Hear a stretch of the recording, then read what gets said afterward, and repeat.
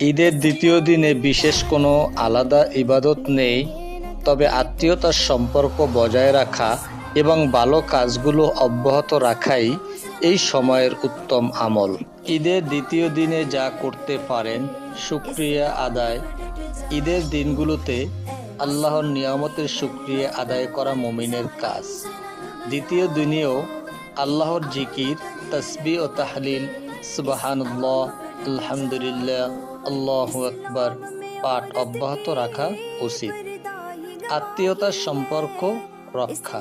ঈদ আনন্দ ভাগাভাগি করার সময় ঈদের দ্বিতীয় দিনে আত্মীয় স্বজন, প্রতিবেশী এবং বন্ধু বান্ধবের খোঁজখবর নেওয়া, বাড়িতে দাওয়াত দেওয়া বা তাদের বাড়িতে যাওয়া অনেক বড় সওয়াবের কাজ। দান সাদাকা। ঈদে মানুষের পাশে দাঁড়ানো এবং অভাবী ও দরিদ্রদের সাহায্য করা একটি মহৎ গুণ। ঈদের পরবর্তী দিনগুলোতেও এই দান সৎকার অভ্যাস বজায় রাখা উত্তম। নেক আমল বজায় রাখা। রমজানে আমরা যে ইবাদতের পরিবেশে থাকি, ঈদ পরবর্তী দিনগুলোতেও সেই ধারাবাহিকতা, যেমন সময়মতো নামাজ পড়া, কুরআন তেলাওয়াত করা বজায় রাখার চেষ্টা করা উচিত। শরিয়ত সম্মত আনন্দ।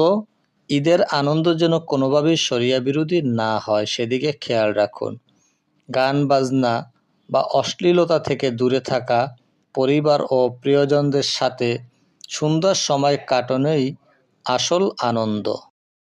সংক্ষেপে, ঈদের দ্বিতীয় দিনে বিশেষ কোনো আলাদা ইবাদত নেই, তবে আত্মীয়তার সম্পর্ক বজায় রাখা এবং ভালো কাজগুলো অব্যাহত রাখাই এই সময়ের উত্তম আমল।